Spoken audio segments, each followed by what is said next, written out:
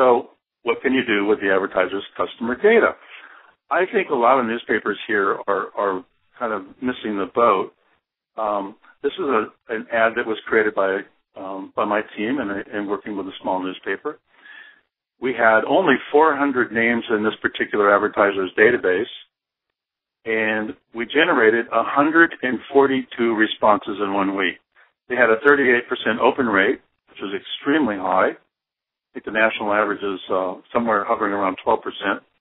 So we got a very, very high open rate and 142 responses in 1 week. So that really, really helped that business. So obviously they kept sending out emails, and that's exactly what a business should do to keep the retention sales higher.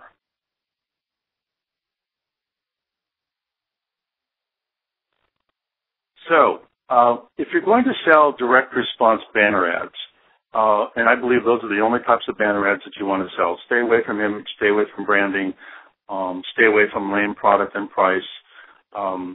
Here's what the rep really needs. You got to have that.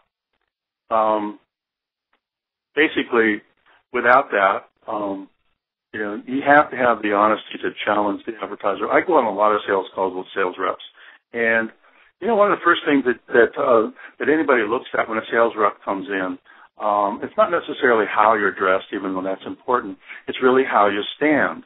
And most people try to figure out who's going to win this. If you're the salesperson, the last thing you want to do is be hunched over or be in some kind of a mode where you're going to just sort of take anything that the advertiser says. To me, that's a really, really poor sales position to be in. I like to go in and actually have the courage to tell them what I think and what I know about ads. I think that's a very, very strong position. I also think you need to have the courage to create irresistible bribes. And I would always say, if you're a sales rep, never walk into the advertiser without having a list of bribes for a particular ad. Don't walk into the advertiser and say, what do you want to do? Because the second you do that, power shifts from you to them. And now they think, okay, I don't have anybody here I can trust. I'm going to have to do all the thinking. I'm going to have to come up with the ideas, the strategies that go in my ads.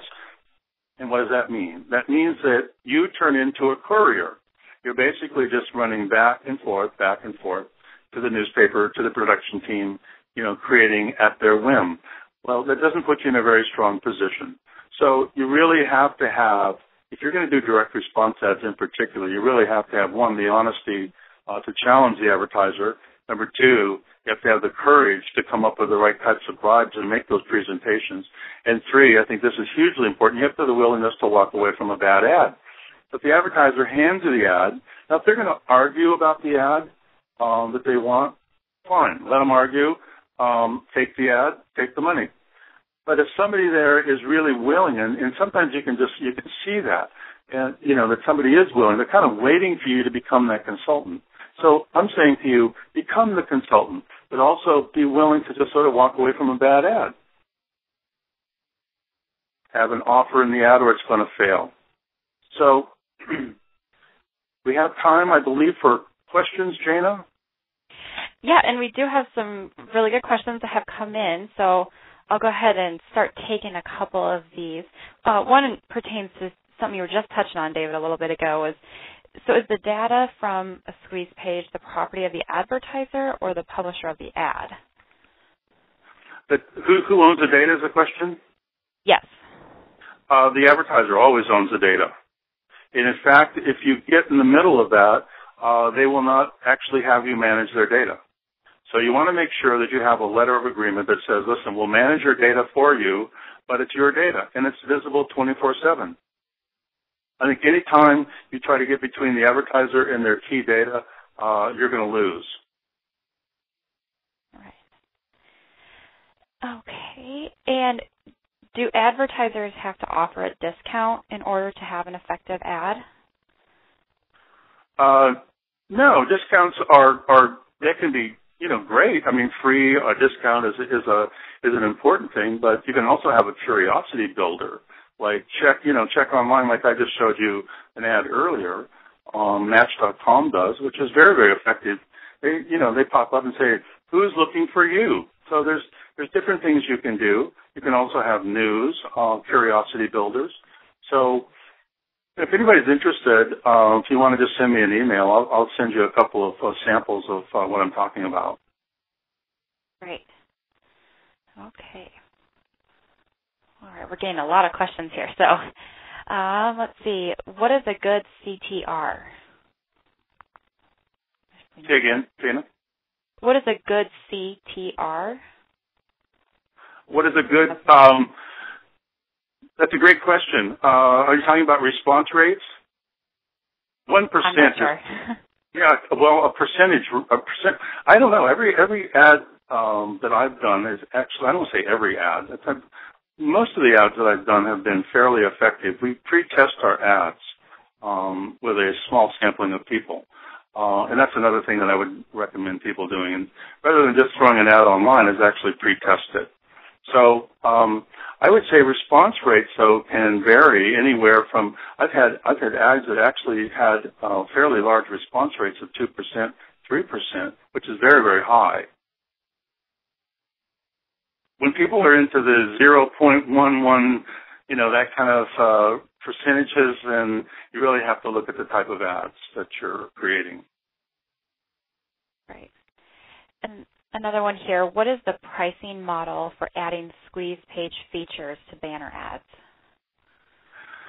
That's basically up to the paper, but I would say what we do when we create them for people is that we add on like $50 to create the squeeze pages, and then they're very, very easy to tweak from there on.